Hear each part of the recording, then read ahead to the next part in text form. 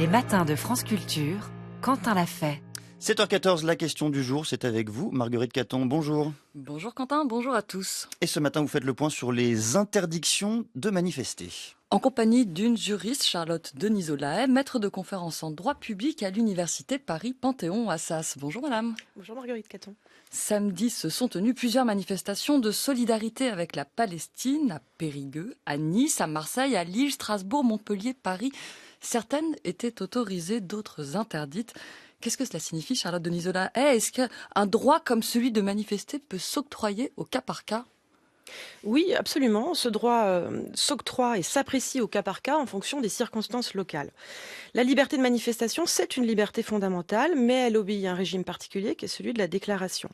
La manifestation est déclarée, le préfet est donc informé de la déclaration et il dispose de ce qu'on appelle les prérogatives de police administrative. Comme le maire, il a pour mission de prévenir, c'est vraiment un rôle préventif, c'est le Code général des collectivités territoriales qui l'indique, prévenir les atteintes à l'ordre public. L'ordre public, il se définit selon une trilogie traditionnelle qui est la sécurité publique, la tranquillité publique et la salubrité publique. En droit administratif, depuis le début du XXe, le principe est le suivant, la liberté est la règle, la restriction de police l'exception. La restriction de police, elle peut aller jusqu'à la mesure la plus grave, la plus attentatoire aux libertés, qui est l'interdiction, pure et simple. Mais l'interdiction, qui est donc générale et absolue, pour être légale, elle doit être nécessaire, adaptée, proportionnée. Ça veut dire qu'il ne faut pas qu'une mesure plus légère ait pu être adoptée. Et surtout, elle doit être justifiée par des circonstances locales particulières, qui en ce moment s'apprécient en tenant compte notamment des moyens humains, matériels et juridiques dont disposent les forces de l'ordre localement. Et puis aussi, il peut y avoir la prise en compte de troubles locaux. J'ajoute que lorsque les interdictions viennent devant le juge administratif, dans le cadre de ce qu'on appelle les référés libertés fondamentales, qui permettent en 48 heures d'avoir une réponse du juge administratif. C'est intéressant d'observer que, s'agissant notamment des ordonnances du tribunal administratif de Paris, certaines ont rejeté les demandes de suspension d'interdiction, alors que d'autres y ont fait droit. On comprend donc que le préfet s'est chargé d'évaluer à l'avance le risque de trouble à l'ordre public. C'est pour ça que les manifestations sont déclarées d'ailleurs préalablement. C'est obligatoire ou pas, Charlotte Denisolae ?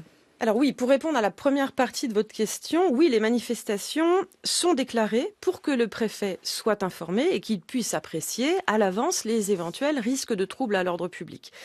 Et ce qui est intéressant, c'est de voir que les libertés collectives sont soumises à ce régime déclaratif. La liberté de réunion publique, la liberté d'association, le droit de grève. Toutes ces libertés doivent être, avant d'être exercées, doivent faire l'objet d'une déclaration préalable.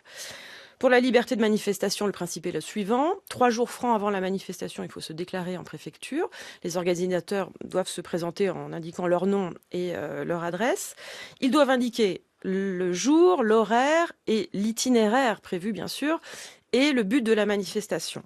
Si le préfet n'émet aucune réserve, très bien, elle est autorisée. Il peut prendre des mesures plus ou moins sévères. Il peut changer un itinéraire, par exemple, ou aller jusqu'à l'interdiction totale. Et dans ce cas-là, il doit informer immédiatement par un arrêté les organisateurs. Vous me demandiez si elle est obligatoire. Oui, elle est obligatoire depuis longtemps, puisqu'elle l'est depuis 1935. Donc c'est ancien. Aujourd'hui, on trouve ça à l'article L211-1 du Code de sécurité intérieure, qui prévoit que toutes les manifestations sur la voie publique doivent être déclarées. Il y a une exception à ça. Ce sont ce qu'on appelle les sorties sur la voie publique conformes aux usages locaux. Ce sont les carnavals, les processions religieuses, les défilés d'anciens combattants. Toutes ces manifestations ne font pas l'objet de déclaration. Sinon, elles sont illégales. Actuellement, on a l'impression, dans le cadre de manifestations en soutien à la Palestine, que les préfets tracent une ligne de partage au sein des associations et des organisations entre celles qui condamnent l'attaque du Hamas du 7 octobre et puis les autres. En quoi condamner l'attaque du Hamas garantirait une manifestation plus calme, à votre avis ? Alors, je ne suis pas sûre que la condamnation du Hamas par l'entité organisatrice garantisse une manifestation plus calme.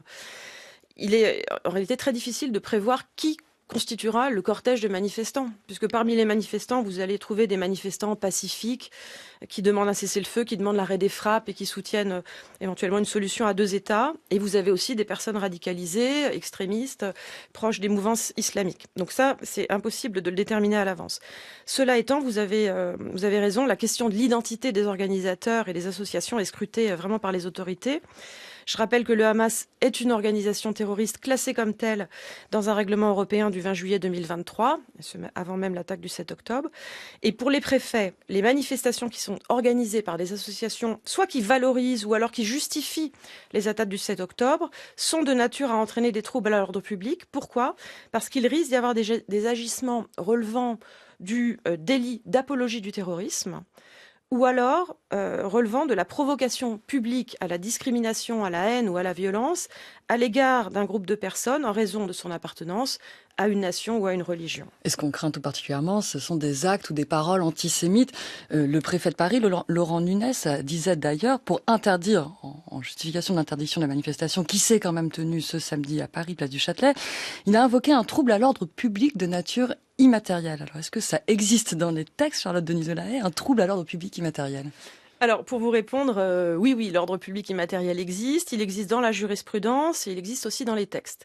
Dans la jurisprudence, c'est le Conseil d'État en 1995 qui a ajouté à la trilogie classique sécurité, tranquillité, salubrité, une 4e composante relative à la dignité de la personne humaine dans une affaire qui était relative au lancer de nain.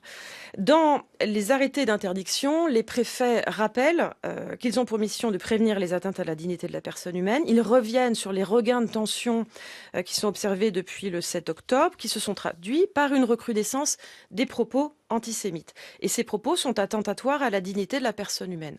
Mais en outre, ils constituent des délits pénaux. Et ça, c'est le deuxième élément de la réponse par rapport aux troubles immatériels.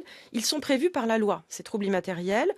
Le Code de sécurité intérieure dit qu'il s'agit de prévenir la commission suffisamment certaine et imminente d'infractions pénales susceptibles de mettre en cause la sauvegarde de l'ordre public, même en l'absence de troubles matériels. Et c'est le cas pour les propos antisémites, puisqu'ils constituent des infractions pénales, mais il n'y a pas nécessairement de troubles matériels ou de troubles physiques.